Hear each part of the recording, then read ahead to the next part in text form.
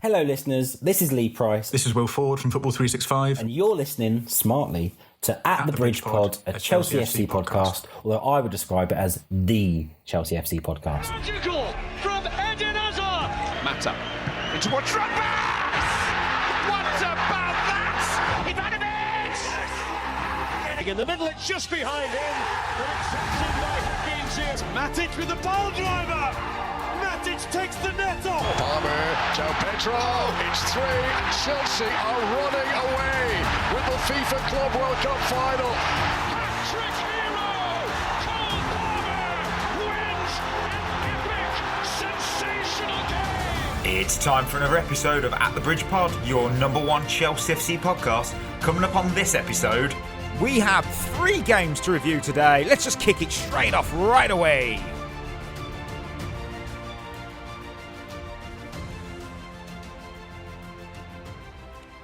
Oh, welcome back, everyone, to another episode of At the Bridge Pod. I'm your host, Mike. I'm joined in a virtual room, roaring with lion. Will be lion soon, will be. The Mikey and Chris Monday show on a Monday with no Chris whatsoever.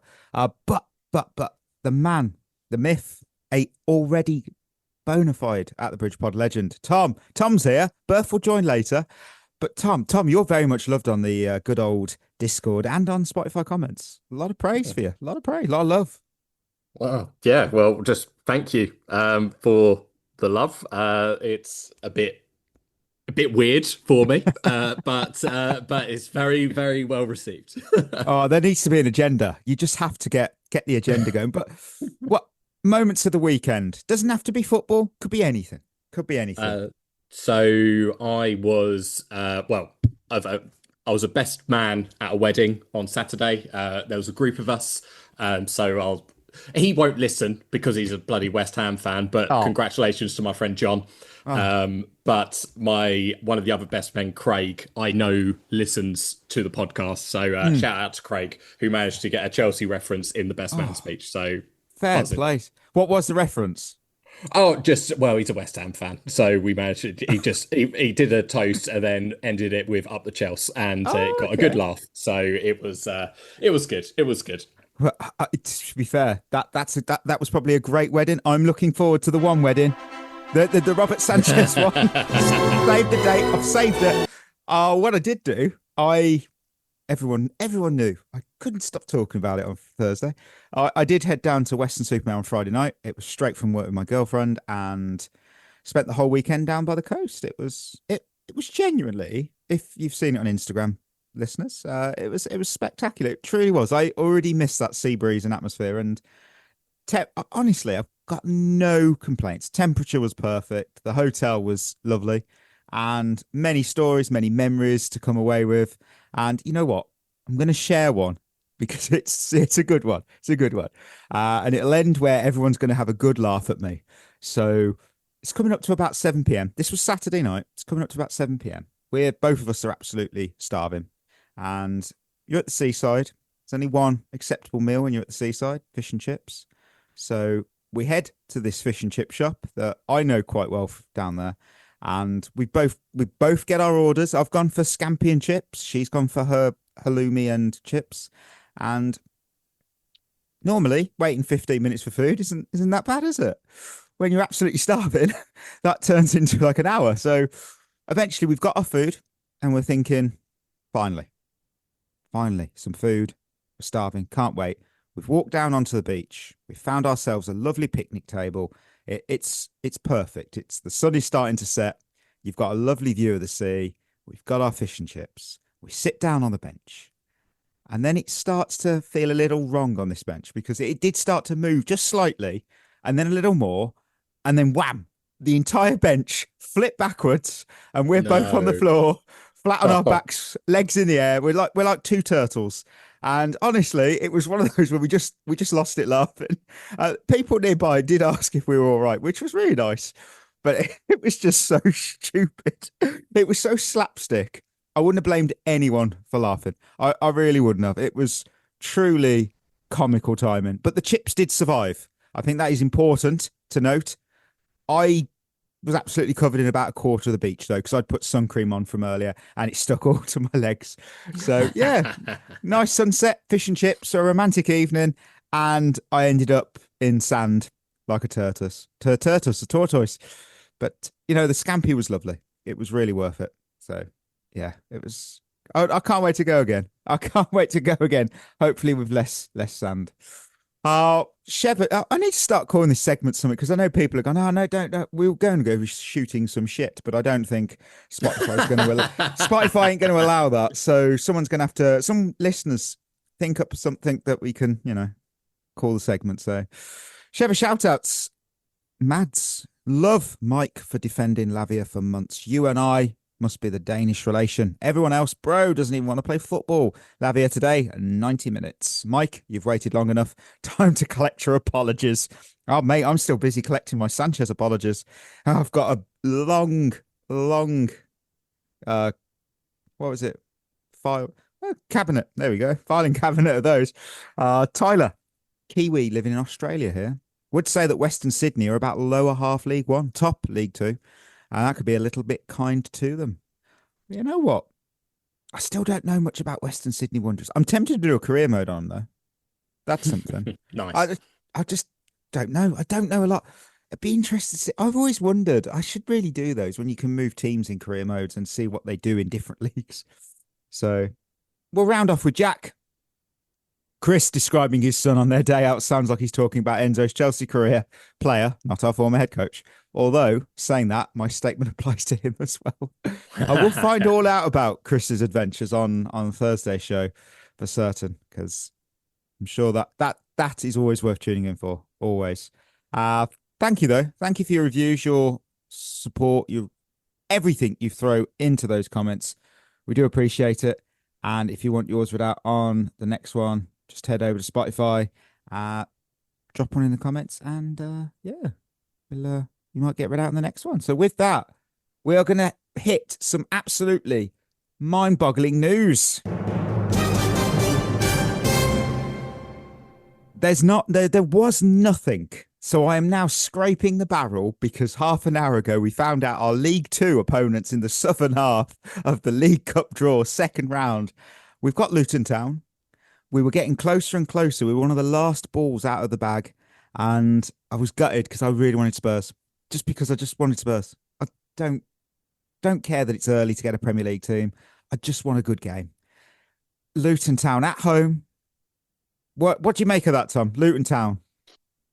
Well, they have had a difficult couple of years, haven't they, since they were in the Prem? I kind of like those games that when we play against the lower league teams, because they're always well up for it. Usually it's a good chance for us to play a little bit of a different team, usually, whether that'll be the case this season with the reduced games. I just love it when we play games against lower league opposition. It's always a good day out for everyone involved. Yeah, our history with Luton Town is pretty good. And yeah, when you think about it, we should walk that fixture. We've seen how we took on a team lower than them in the league. I think they're in the same league now, wasn't it? Because Lincoln, when they've got promoted, haven't they? So Luton Town would be League One, if I remember right. We've been here before. I think the last twice when they were in the Premier League, we beat them both home and away, 3-2, 3-0. And we beat them in the last three cup games in 94, 21 and 22. So I think it being at the Bridge is helpful. I've got to be honest, because that's the thing. When you play away in a cup game, it's slightly different. I think the last time we played as well at home against Luton Town, Raheem Sterling scored twice. So that's a rarity in itself. It's that feels like forever ago. Absolutely forever ago. Yeah. There's just, honestly, it was nothing over the weekend, which benefited me because I wasn't on my phone a lot. Look at this scraping of the barrel. I've got Chelsea are closing in on sending Reggie Walsh on a season-long loan to Wigan, which is absolutely wild because when I spoke about Reggie Walsh short-term future in the keep sell loan. I said keep him in the local London area because obviously homesickness. He's a young lad. We've just decided to go the complete polar opposite and send him far up north. I don't know how that's going to work. I just want to see him play games. That's all I care about. Well, we've had good history with players going to Wigan previously, with Reece James going there. Yeah, 100%, 100%. Hello. Here's Burf joins us. Sorry. Joins. Hello, I'm so sorry. I'm so sorry. What have you been talking about? What have you been? Well, Burf, you've missed out on a Western Supermare story, which ended with me on my back. You've missed out on a wedding story. Yeah. Oh. You can't. See, Burf's already bringing it. He's already bringing it. No, just I need to know some context, or do I need to know context? Is it like, can I just use my imagination here? well, you can use your. It had nothing to do with the Teaspoon song, if you wondered. Didn't have anything to do with that. But yeah, okay. and we had some Shevva shout-outs about Roma Lavia, Western Sydney Wanderers, and now we're talking about Luton Town in the League Cup. Anything? Do you give a shit? Because I did just see that, and what really kind of got me annoyed, is that so I was on Facebook, looked at TalkSport, and it said, "Oh, Chelsea and Spurs narrowly avoid each other." How can you narrowly avoid each other in a draw? I tell you, it was down to about, I think it was the last 6 teams to be drawn. And I was just there thinking, we're getting Spurs. Luton Town. I'm thinking, I just want a good tie. Who did Spurs get again? I don't know. No. All right, see, this is the cutting edge of the news. We're really, really we're looking at who other teams have got. Spurs have got Charlton Athletic. Again, I would have loved Charlton Athletic. I'd have loved that. That's a great game. Lovely game. Charlton, to me, they're a proper Premier League team still. But that's not what we're getting. Think they are. I think they've kind of fallen out the Barclays Premier League bracket now. I don't think they're. Well, if the last 4 teams out were Chelsea, Luton, Spurs, and Charlton, and I didn't like what we got. So yes, there we go. There's nothing. There's no news. It's just so bare minimum. So we will go to the good old Kingsmeadow corner because there was a game. It's the first game on the pre-season tour because Chelsea women, they took on Auckland FC 11 in that first pre-season game. Good one. And Beever-Jones has rolled it into the empty net. What a weird goal, but they all count. Doesn't say how, it just says how many, and Chelsea got 3. Yeah, Chelsea women 7, Auckland FC 11 nil. 7 heaven, perfect pre-season start. So we won 7-11 nil. What? You said 7-11 nil. Oh, no. We won 7-0 against Auckland FC 11. So it's 7-11. Yeah, Auckland FC 11 nil. Yes, you see, this is Chris isn't on the show, so it goes off the rails. This is what I'm here. Yeah, no, genuinely, the quickest takeaway from this game, I think Aggie Beever-Jones, she picked up exactly where she left off in the World Sevens, a hat trick, and she looked like the Aggie that we all knew before last season. And an eye for the goal, always in the right place at the right time. Absolutely lethal in a 1v1. You heard in the commentary, right place at the right time. Weird goal, but it went in. And you got to be in those positions to score them. So we know she's got absolutely huge shoes to fill now that Sam Kerr has gone. I'm just looking forward to seeing how she develops into this role because how she handles that responsibility of becoming our leading striker, being a Cobham graduate as well. That's absolutely huge. And I think she's got it. She's certainly got it in her locker to lift herself up to that pedestal that Sam was on. Tom, what did you make of just the game in general? Well, I think it was good to see Dragoni get a goal. Obviously, new signing, and obviously good to see Ramirez back on the score sheet as well. Obviously, similar with what we've discussed with the men's team over the last couple of weeks, it is pre-season and it's a game we should be winning. But one of the things that we've been saying about the women's team last season was they weren't scoring enough goals. So they've done that in this game. They've scored goals. Keep going. Yeah. That's it. That's my thoughts. No, I fully back that. What do you think? I've got Dragoni as one of my other winners as well. What did you make of the game? Yeah, it was good to see Dragoni, to be fair. Really good to see Ramirez back, to be fair, because I love Ramirez. I've always been a big fan of her. And going back to the Aggie Beever-Jones point, I think it is big shoes to fill. I think she's definitely more than capable. I think she's proved that she can do it to a high level. But the only problem is that you see it at a lot of clubs when there's like an understudy striker or any sort of player, and then they finally get that chance. It doesn't quite work for them. Some people don't work as that main focal point. I don't think it will happen with Aggie Beever-Jones, but that is something that you want to be slightly sceptical about, in my opinion, really. Yeah, it was a good performance. It's a great performance, so you can't take anything away. And Tom's right with the goals. We scored 44 last season. That was our worst total since 2018 when we got 44. So nearly you're pushing just under 10 years, which mad how we just, because last few seasons we had 56, 71, 66, 62, 69. That's insane, the amount of goals we're scoring. So to drop almost 20 goals there was a worry. But Dragoni, her unofficial Chelsea debut, but she was in a case of being in the right place at the right time, just like Aggie did for a hat-trick goal. She was ready to pounce, and I thought what I saw was a good showing during that cameo.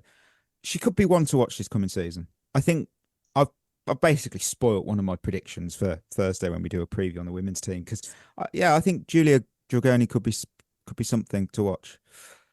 Losers, funnily enough, Berth did, rightly so, hear Auckland FC 11, and I was unaware of this until I started looking into the team that we were actually playing. There's a reason they're called Auckland FC 11 and not simply Auckland FC. That's because Auckland FC don't actually have an official women's team. And there's been quite a bit of fallout around that because their fan base, they're clearly passionate about wanting an official women's side.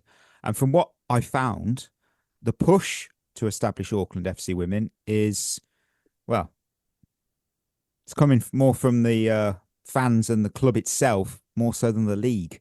The league aren't very, but this game itself was organised by the city of Auckland rather than Auckland FC, which meant the team that Chelsea faced was essentially a collection of players who had only had a week to, get to know each other, and they won't be playing together again. So yes, we did win 7-0, but now I think, knowing all of what we know, I think the result was the bare minimum, which sounds like I'm knocking a 7-0, but it's true. If you're playing a team of, by the way, they've only known each other a week, you cannot have a tactical identity after a week of knowing a new. It's just insane. Apparently, it was because another English team dropped out at the last minute. I couldn't find out who this team was, so we had Auckland FC 11. So 7-0. Happy days. Happy days. We'll head to winners and losers for the other Chelsea team, because we've got back-to-back games. So that means back-to-back commentary lines. So first up, we took on AC Milan in our fourth pre-season game. Lavia on the corner, Caicedo! And what a finish that is! Take a bow, Moises Caicedo! Yes, Chelsea 3, AC Milan 0. And then we took on Johor Darul Tazim. They combined there, the two newly arrived Blues. 2 minutes and stoppage time. There should be a whole ton of that, by the way. Mudryk to Lab! 3-3! And he wants a piece of Glauder. Does it come off Watson? Well, did it hit him? Oh, I think it might come off Watson, It was only a glancing blow from Liam Delap. Either way, it's all square with 90 seconds to play. Great. JDT 3, Chelsea 3. Love Jason Cundy just being a fan in that commentary. Yeah. Just love that. Brilliant. Winners and losers from both games together. Who have you got? More importantly, how many have you got? 3 and 3, as always. Whoa. Fair play, sir. Right. Well, I managed to get 6 and 6. Outstanding. I've got 5 and 3, and I'll just be honest. I have found no losers from the Milan game. There was no. It was one of them. Yeah. Fair play. If you have birth, there is nothing wrong with that. I and kind of wouldn't went knock with it as if to like. So I used both these games almost like all in one sort of thing. So all my winners and losers are kind of all piled into one. No, Fair. I totally understand and totally justified. Winners. Maybe we've all got him. Maybe we haven't. Romeo Lavia. Yeah, he's on mine. Yeah, he's on mine. Only because he completed 9 minutes, really. Easiest winner on the list because for the first time in a long time, he has completed a full 90 minutes for Chelsea Football Club, hasn't he? Now, there were some conflicting reports out there claiming he'd never completed 90 minutes before. I did some digging and annoyingly, for my own argument, they were actually right. Lavia did complete 90 minutes for Chelsea against City on August 3rd, 2024. It was pre-season. I've looked at 2 match reports from said game, and it doesn't show him coming off at any point in those 90. So he's done it before. I know that there's Instagram posts of him saying, oh, you've completed 90 minutes. They clearly forgot. But the thing is, we're getting into nitpicking territory there. I think it's like complaining that the soup isn't the perfect temperature instead of just appreciating what you've got in front of you, because this is a huge, huge moment for Lavia. You know, he's completed 40, 45, 90 minutes, considering, you know, his injury history he's had. I think that's absolutely fantastic because when you consider how little football he has actually been able to play over the last couple of years, and then there does seem to be something more to it mentally, because we were told Xabi Alonso after the game, he said Lavia's reluctance to play a full 90. And I thought, oh, that's very interesting. So we might have all seen the quotes, but I'll read them out. He said, Romeo Lavia has this mental block when it comes to playing 90 minutes. He was tired, but I said, let him play. We let him do the 90 and he finishes exhausted. I think that he's really happy. I think that's important. And I'm so curious what Chris would have said to that. But I actually understand that mental block because Lavia's played just 29 of a possible 114 Premier League games. That's not even including cup games during his Chelsea career to date. But if you're constantly getting injured, inevitably, somewhere in the back of your mind, it's going to sit there. It's going to be there going, could get injured here, could get injured again. And I'm not an athlete, but I understand that feeling, that voice in your head, because I remember when I did my first ever 10K, I strained my Achilles and then I was out for 2 weeks. I couldn't run. I could not run. And then when I went to do another 10K, because the aim was to race a 10K, a proper race, I'm like, I did do the run. I thought, is it going to happen again? And it took a few runs, a few 10K runs to just trust myself, trust my body was going to hold up and not fall backward. But again, I didn't have millions of people watching me. I didn't have a massive transfer fee attached to my name. I didn't have the pressure of playing for Chelsea. It's just me on my own running. So fair play, Romeo. You know, he's done a full 90 before, of course, but I think I'm happy for him now. And I hope this is the consistent run of football because of it. I really do. Tom, he was a winner for you. Why? Well, you've pretty much touched on most of it, really, because the big thing I was going to discuss is Xabi Alonso's comments in that he's said it. And obviously, of all managers, Xabi Alonso gets it as a centre midfielder. He would have had injuries over his career. He's seen all of this kind of before. And the fact of that he's seen it and dealt with it so quickly, considering how many managers have had Lavia on their teams, is, I think, really good. And if you're going to do it in pre-season. You know, even if he is just jogging around for the last bit, just get over that mental block. So just really happy for Lavia. Hope he can really kick on from here. But I really enjoyed Xabi Alonso's openness about that issue. Berth, he made your winners list. The same? Yeah, I think you hit on it perfectly, really. Then it is very much a psychological thing, and I think it was key that he did that at the very, very start of pre-season. I think Daniel Sturridge has mentioned it before that he used to get injury after injury, and even if like it wasn't the worst injury, he'd feel something, but and he'd get physio and stuff, and it was almost psychological that he'd get and almost like manifested it in a way. And I think there's a bit of sense around that with Lavia. Any slight niggle, he's going to think the worst and that sort of thing. So I think for him to get 90 minutes very, very early on in the season, well, before the season's even started, I think is so key for him. And it's actually a real good sort of confidence boost that Alonso's had that faith to say to Lavia, look, you can do this, you can go out, you can do 90 minutes. Because I think people also really forget, and I don't think any of us have really said this tonight, but he's a really good footballer. And I really do think that gets lost. He's fantastic on the ball. He's different to Caicedo. He's different to Enzo. I'd say out of the three, he's the best dribbler. So him being fit and him being able to complete 90 minutes, make no mistake about it, he is very crucial to us. And when you got players like Jordan Henderson now coming in who can sort of guide him and teach him and sort of, you know, give him the right sort of, and Xabi Alonso obviously being a centre midfielder himself back in the day, it's a real boost to Lavia, and I think that will do him the world of good. 100%. My second winner are Josh Champong. Yeah, he was on mine. Nice. I'm not gonna say stat drop club because that's a season thing. You've got to earn that. However, let's go with the pre-season stat drop garden party. So it's a nice relaxed vibe because he put up some ridiculous numbers. He had 95% pass completion, 6 or 7 ground duels won, 2 or 3 aerial duels won, 4 tackles, 2 interceptions, 6 recoveries, 4 passes into that final third, 1 of 1 long balls completed, 1 of 1 dribbles completed, 7 defensive contributions, 0 fouls committed. That's some serious work, and he really read the game well. He honestly, I'd argue that it was one of the best performances we've seen from a non-attacking defender throughout pre-season. He was just so composed. He was aggressive, but when he needed to be, and he was just in that right place constantly. That could be a theme of this episode: right place at the right time. Josh, you've earned your place on the winners list. Berth, why did he make yours? Yeah, I mean, he pocketed Rafael Leao.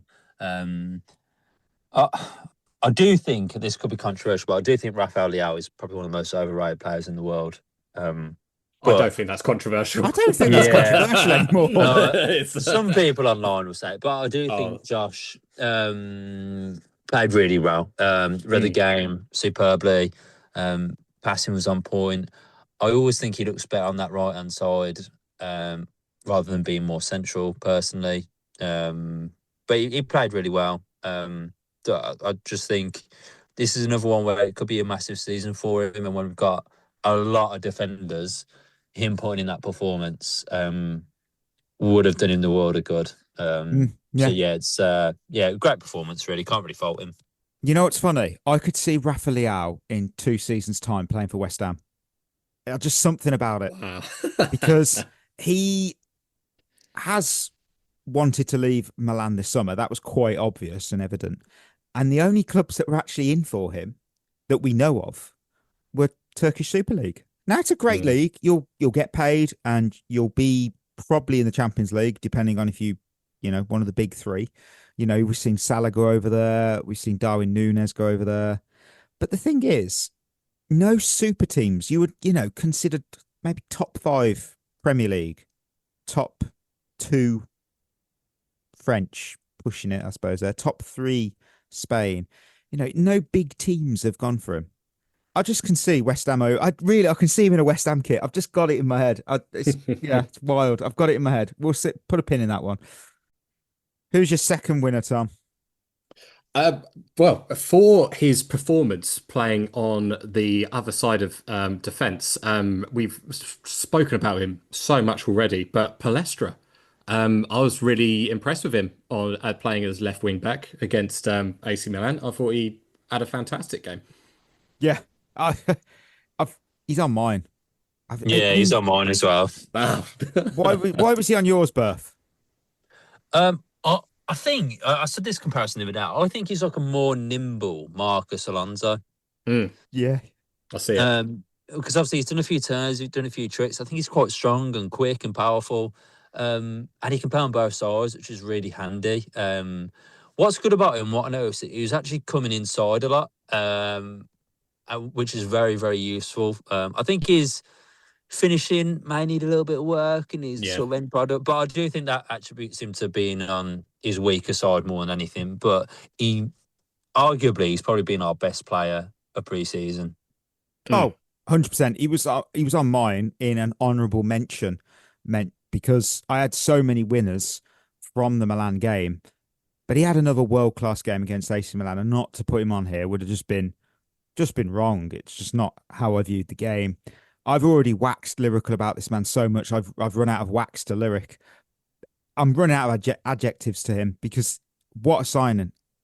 I already know where my predictions are going to be for player of the season or one to watch. It's got to be Palestra, because he's just so exciting going forward. He played on the other side of the pitch, and he was still one of the best players. And I just think I understand so much why Xabi Alonso wanted this lad in his team for this Chelsea for this season. My word, we beat Inter Milan to a potentially one of the best defenders in 2-3 years' time. He could be a legend at Chelsea. I know I'm bigging him up here, but again, it's pre-season. However, from what I'm seeing in front of me, he has got a huge, huge ceiling. And I would say his floor is quite high. I don't think his floor is low. I think it's high already. I'm excited for the first game of the season. I'm really looking forward to what he does to the Premier League. I am. Tom, give us another winner. For the AC Milan game, and I think just throughout the preseason again, João Pedro. Nice. I think he is just our best player. I don't think there's any kind of doubt in that now. I think he is one of our most important players and influential players. And when he doesn't play, it is incredibly noticeable. And I am very excited to see how he is going to grow into his role in the team under this new manager. Yeah, and it's interesting because João Pedro, when he was signed, I know I've heard it on other Chelsea pods this week, in fact, I felt the same way as they did. The signing came in, big fee, Brighton, and I'm thinking, what are we doing? Like, really? I mean, he's a good player. Is he that player to lift us up? And I thought, no, I didn't think. I was wrong, so wrong, because he weren't a penalty merchant. I thought he would be because of his goals at Brighton. A lot of them were penalties. And I thought, well, we've got Palmer for that. Do we need João Pedro? João Pedro has joined Chelsea and his levels have gone up. He has elevated his game into a completely different player. He's such an all-round striker at the moment that he could be more than just a false nine. I really could see he could be a leading man. I still like the way he is a false nine because he can pull players out of position and he can do the 1-2 quick passing with his strike teammate or a winger, and it just works. We saw it a lot last season. Value for money. Absolutely. It feels like a steal now, doesn't it? It feels like an absolute steal, that money that we spent on him now. Ridiculous. Berth, who's another winner? I actually only had 3 and 3, but if I was you were a picking legend. one, it would. No, that's right. It would be João Pedro. I didn't put him in my 3 just simply because I think and this is a testament to João Pedro, we're kind of used to this sort of performance by now. He's been our best player for a good part of a year. I think Tom's right. It's an absolute steal. I think he is becoming, and I saw it more and more last year, he's becoming more of an out-and-out striker. I don't think he's just a number 10 or a false 9 now. I think he is actually becoming one of the best strikers in the league. And I was having a conversation the other day with someone. I think if Arsenal had bought João Pedro and João Pedro played like that for Arsenal last year, I think he'd be in the conversation for one of the players of the season last year. But because he played for Chelsea and we finished 10th, then no one really said anything. But world-class talent, I think, and he looks like he's going to be even better this season. Tom, give me another winner. So this guy I have given a bit of shit in the past, and I'm going to give him his flowers. I thought Nicholas Jackson in the 10 played incredibly well against Johor Darul Tazim. He played a few very good balls in through for Delap, who did his best. But I just thought it was really interesting him picking up the ball, turning and running at players. One of the frustrating things we had when he was playing as our centre forward was the amount of times he was caught offside. And where he was playing on the pitch, he couldn't be caught offside, which is always good. But there wasn't loads of positives to take from that second game, in my opinion. But I did think he stood out quite a lot against other players. Yeah, I think that's fair. That's fair. I will go with my fourth winner. I got Moises Caicedo. Nice. I can't not. He grabbed an assist. He scored an absolute world-class goal, and he's now entered the pantheon of Chelsea players who have scored a world-class goal in a pre-season game. There's only two other people in this. There's Pedro and Yossi Benayoun. And if you're thinking, Mike, I don't remember any of those goals, please go look for it. Yossi Benayoun's back heel, Pedro's back heel. This wasn't a back heel, but it was genuinely elite. Just what a player. What an absolute player. And I'm just so glad we have him. He doesn't score boring goals. He just doesn't. And if he can go on, Berth. Unbelievable finish, Bob. It's ludicrous. It's a joke of a finish. I don't think he gets talked about enough. It's a Travella on the volley from the edge of the box. Was it with his weak foot as well? It was with his right, wasn't it? It was with his right foot, yes. Yeah, okay. I don't think that's his weak foot, but no, but I mean, even so, even if it weak foot or not, it's still an outrageous finish. Oh, it's a joke of a finish. He's a great player, and it's always going to happen because he was signed in the same window. You got Declan Rice. I just don't care anymore. I care about Moises Caicedo. We have Moises Caicedo, and he's just such a great corner taker. Player. Our new corner taker. I tell you what, 5'10" is the best height to be. I'm speaking from experience, and Caicedo, he's 24. He turns 25 this year. We've got his prime years ahead, and he deserves every pay rise he gets. He deserves it. Sorry. I'm really intrigued to see what Xabi Alonso can do with him. Because we've had him being playing under, last season, and then Enzo Maresca. So actually, the fact that he's got a manager now that is played in that position, I think he's just going to get better and better. Yeah, that'd be the end game, wouldn't it? It'd be beautiful. Oh, Tom, how many winners have you got left? I've got two, but I'll keep it quick. Reggie Watson.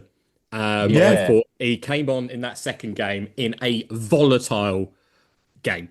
And, I'm going to discuss that in the losers.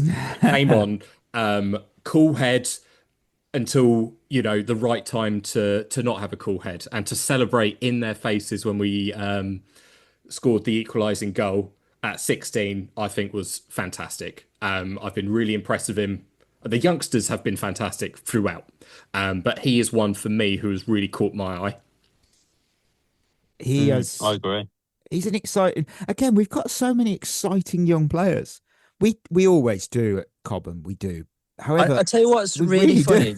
I'll tell you what's really funny that we have so many rogue old Premier League players' sons playing for us. We've got Jesse Derry, Sean Derry's son, and we've got Reggie Watson, who's Ben Watson's son. Yeah. I'm so here for the rogue footballer sons generation. Who next? Linwood Primus' son, maybe. Oh, I always love feeling old. Nothing beats it. I watched a video today of it was the NFL 10 years ago, and to me, I was just thinking, yeah, okay, that's not, it won't be that, I won't feel that ancient. And they were talking about the Atlanta Falcons, New England Patriots Super Bowl 28-3, and I thought, oh no, that doesn't feel that long ago. Oh shit. Oh, who's your final winner, Tom? Oh, I've just seen as well because I was just looking up something. Watson and Jesse Derry are cousins. Wow, that's brilliant! Wow, that's so good. I love it. Last winner, very new signing, Austin McPhee. Yes, we scored 2 goals from corners, which is great. He is mixing it up using different corner takers. Obviously, we already talked about Caicedo.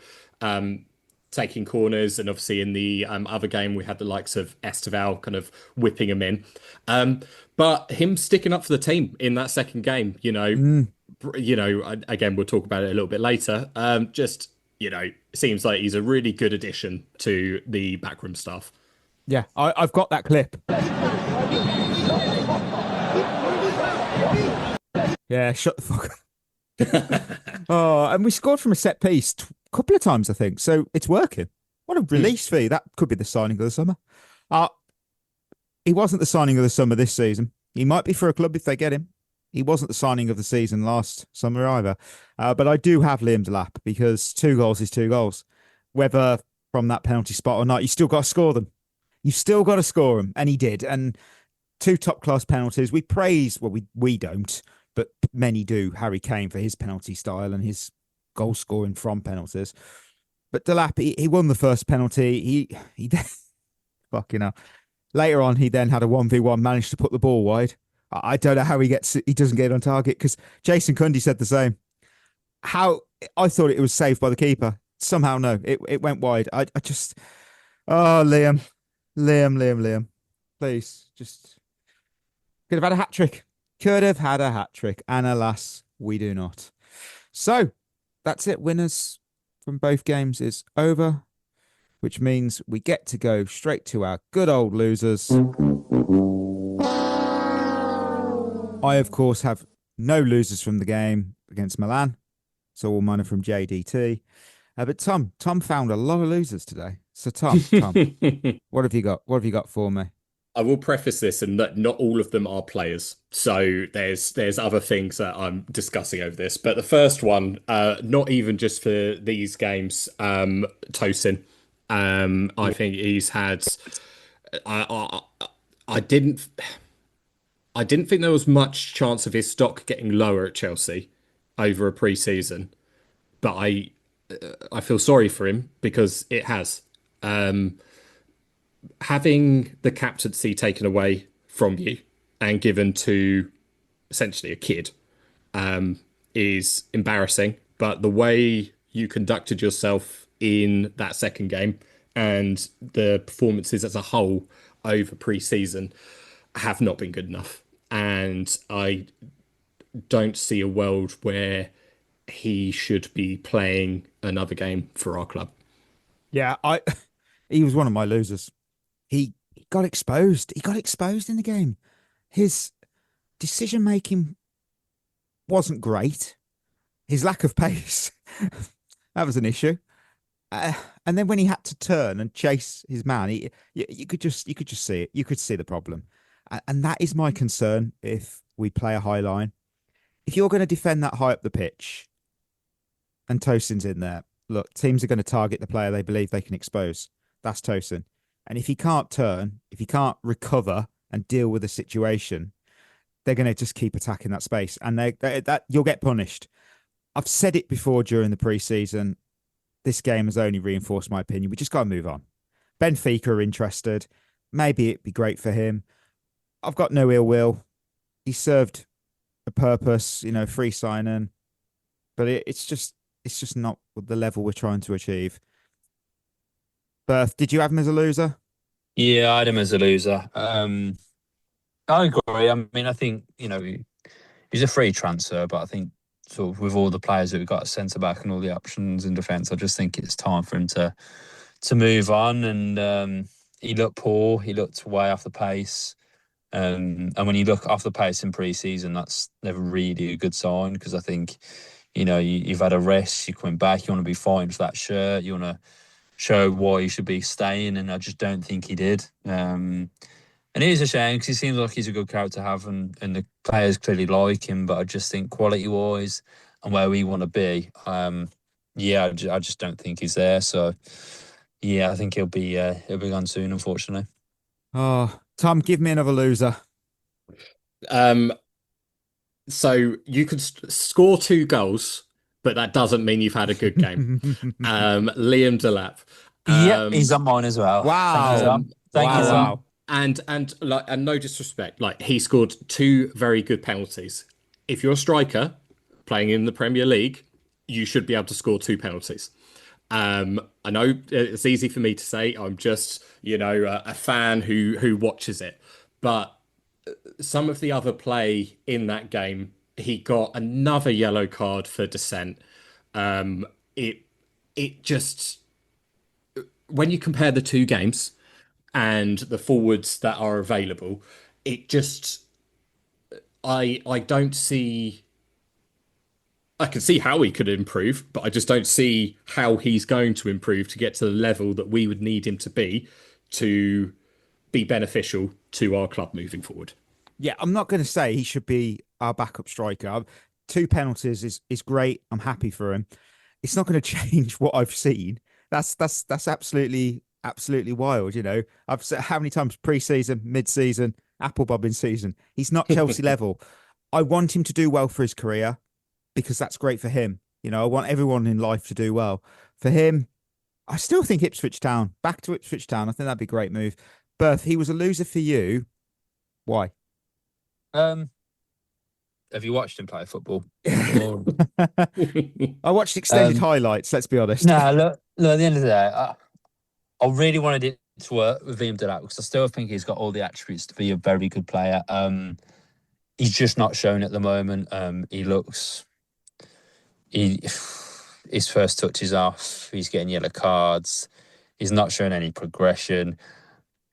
Really poor in front of goal. No composure about him. His penalties were good. He can hit a ball. I know that. He can definitely hit a ball. But it's the same mistakes with Liam Delap. How many more times is he going to just get silly yellow cards? And it's almost becoming a hindrance at this point. So, yeah, I know he scored 2, but his all-round play, again, he's another one that just isn't good enough for where we want to be. So yeah.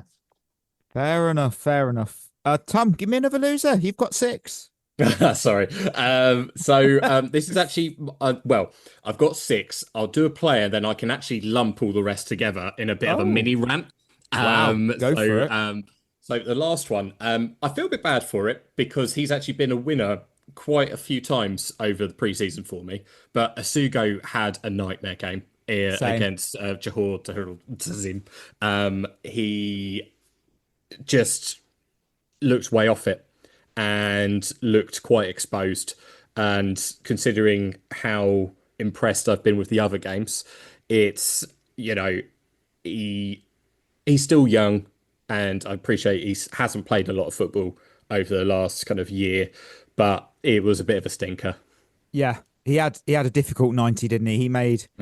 He made a few silly mistakes, and he was directly at fault for one of the goals that we did concede. And it was the way he got caught on the ball for that goal. That was just so poor. And there could be mitigating factors. It could be. Chris is listening to this going, shut the fuck up. He didn't just say that. It could be fatigue. He's never played. He doesn't play, Mike. How can it be fatigue? But it could be him adapting to Alonso's new system. Let's remember, this is only his second pre-season game after playing. This is where I'm getting to. 4 competitive games this year. I'm not making any excuses for him because we've seen academy players like Reggie Walsh come in completely comfortable. He's adapting to Alonso's system. He's completely comfortable. Fatigue? Well, he hasn't played Premier League quality teams. Comfortable. But again, Watson hasn't had to deal with being in and out of the squad through injury. So I don't think I can judge Asugo too harshly based on this one difficult 90 minutes. It's a game for him to learn from. That's important. Have a good season because it looks like he's going to stay. And if he is, you've got to learn from this. That's what you got to treat it as. You've had a bad game. Yeah, big whoop. Moises Caicedo had an awful debut and he learnt from it. And he's now one of the best players in his position. Dario, time to do the same. Berth, who's a loser for you? Mykhailo Mudryk. Oh, you got an assist.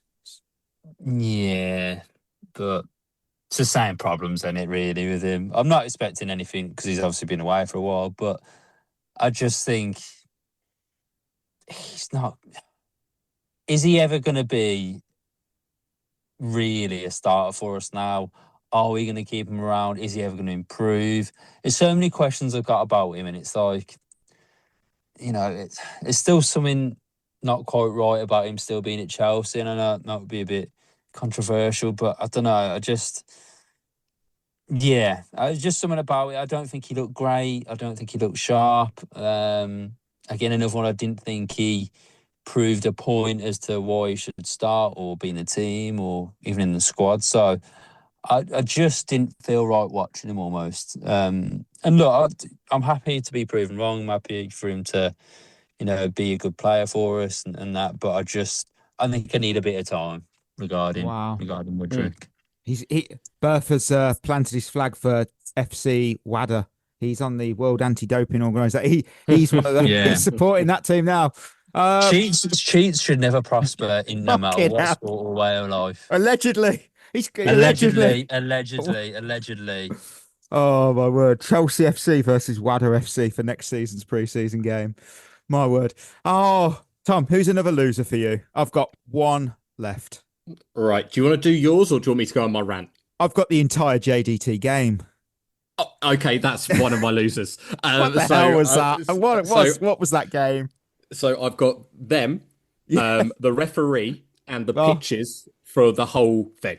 And I've also got me on there as well, as like a little side point. That game was bonkers. Absolutely bonkers. But I did a bit of digging about this team. And because when I saw their name on the kind of list of players, it's like, just a local team, it'll be okay. I don't think we were prepped for this game. Do you guys know anything about this team? Teeny bit from Malaysian listeners. Teeny bit. So I did a bit of digging. This team won their league last year with winning 23 games and drawing 1. Again, it's the Malaysian Super League. I don't want to say, bigging it up or anything. I don't want to kind of tear it down either. Their goal difference was plus 107. They've lost a game in the league in 2021. Wow. This is a serious team that were well up for this game because they are competitive. And I don't think that we had really planned for that with, say, I don't want to say it was our B team. I don't want to say it's our B team, but it did feel a little bit of a B team. And I do think that some of the youngsters were thrown under the bus somewhat. That being said, I think how they conducted themselves was atrocious. Picking fights, diving, hitting out, kicking, getting in the faces of these young kids. For a pre-season game, have it be competitive, but there's a line. And I think that line got crossed quite a few times in this game. I thought the referee was atrocious and had no control. I think there was, a few challenges. There was one in particular where one of the players went through the back of the lap, which in other games could have easily been a red card. And I think the fact that they didn't go out and do the penalties afterwards said enough. Yeah. Again, the pitch. Chelsea have done loads of organising for this trip. Getting the right hotels, making sure the players can rest, do all of this. The pitches, the fact that we've not got an injury from these pitches is a miracle. Because the fact of how much they chop up and some of the divots I was seeing were horrendous. And I think we're very fortunate. The game as a whole, we weren't good. And the defensive frailties were not good. Playing wingers at wing back didn't work. But there's just a few. I'm really not happy with the pitches. And if we've had it in pre-seasons before, was it Ruben Loftus-Cheek did his ACL in a pre-season game? It was mid-season, wasn't it? Was it mid-season? Yeah, it was a mid-season fixture. There was another one where a player got a big injury in pre-season. Yeah, so it can happen, and it's just that's kind of a bit ran over. But I just don't think we were prepped, and I'm interested to hear your thoughts on it. Really, if you want to know, Johor Johor Darul have won 12 league titles, all of them in a row. So they're doing well. But that game, this was a pre-season friendly, as we know, but they were ready for WrestleMania because it was. If someone had run onto that pitch, cracked a lap over the back of the head with a steel chair, I don't think anyone would have gone, oh, that had been like, yeah, it's about right for the atmosphere of this game. I think every single decision I saw that went against them, they were furious. They were absolutely complete, surrounding the ref, arms in the air. And I've never seen anything like this for a Chelsea pre-season friendly, at least. And obviously the game does finish 3-3. We're expecting a penalty shootout. Nope. They walked off. We don't know if they refused to take penalties. That's what we're hearing on Twitter. If that's actually what's happened, that's absolutely ludicrous. I've seen enough reaction from our Malaysian listeners, and I've obviously read enough from people who do follow this particular league closely to know there's a lot more context to this situation. I'm not going to pretend I know what happened behind the scenes, but I think from the outside, I think this was one of the most insane pre-season friendlies and one of the most bizarre ways to ever finish a football game. Just, yeah, it's crazy. Berth, any comment on that or any other losers? Yeah, I've got no losers, but the game itself was just weird, just crazy. I agree with the pictures. The pictures are absolutely awful. The match itself was just a bit crazy and a bit strange. But at the end of the day, we've got through it. We've not had any injuries or major injuries anyway. So it's it's one of them. Hopefully, we don't plan any pictures like that again anytime soon. No. Emojis, we always drop one at the end. I went smiling face because I've enjoyed this pre-season for more positive reasons than previous pre-seasons.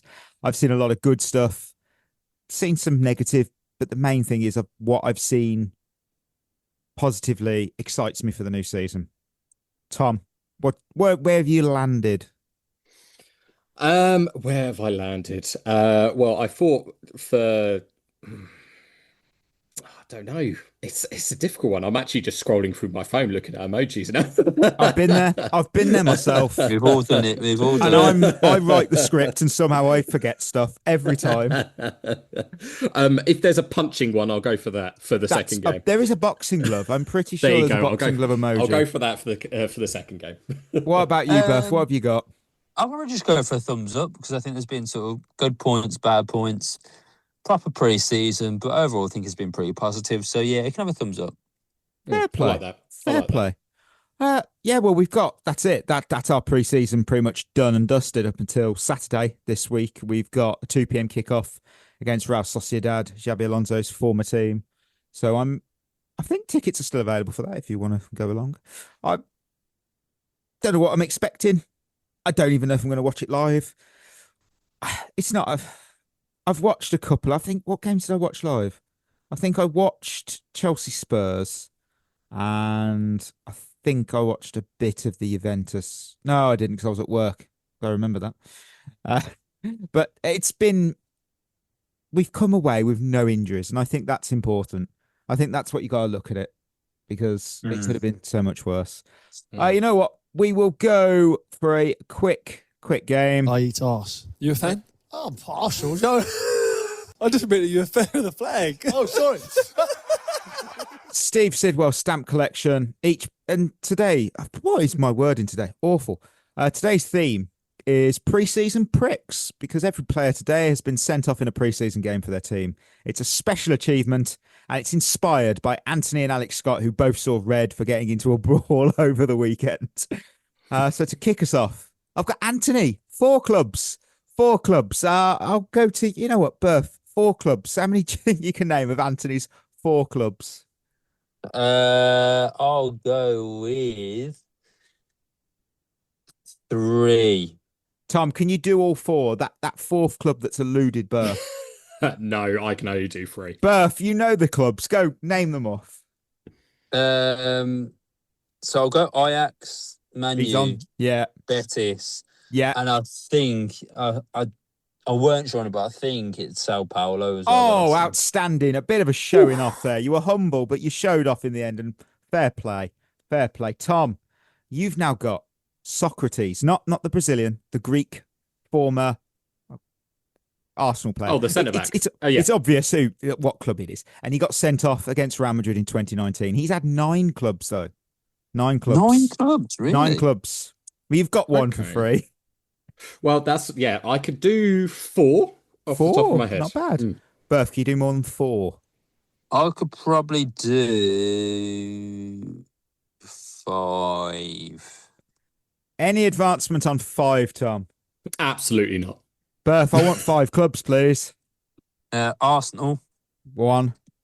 Dortmund. 2. Was it Werder Bremen? 3. Yep. He was on loan there and permanently. Olympiacos. That's 4. Nicely. Oh, yeah, you got 5, haven't you? Betis. Correct. His most recent club.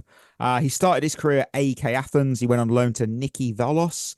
He then went to Genoa, AC Milan, Genoa again. AC Milan. He played for AC Milan for 1 season, made 5 appearances apparently. And now, finally, a lovely easy one. Wayne Rooney, who was sent off against Porto for elbowing Pepe back in 2006. Same game, Paul Scholes also saw red. So there we go. 4 clubs. 4 clubs. If you can name Paul Scholes' 1 club, I'll be very impressed. 4 clubs for Wayne Rooney. Berth, can you name all 4 by any chance? I believe I can name all 4. Go on then. Everton, Man U, DC United, Derby. Oh, of course, of course. And there we go. Fair play. Fair play. It was a really short one because being honest, not many people get sent off in pre-season. And I couldn't really go with Jose Gaia recently because I think he's only literally played for Valencia. So it just wouldn't be a fun game. Listeners, we are at the end of another episode. Thank you for tuning in. Before we go, don't forget we are proudly partnered with Head in the Game, a mental health charity using football to support wellbeing and the community. Check in with each other. I always say it every week. You check in with your friends, check in with your family, your colleagues.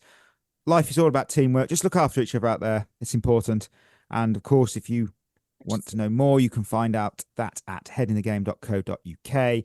Treat yourself well. We'll be back Thursday. We have a huge Chelsea women preview ahead of the new season with special guest for that one.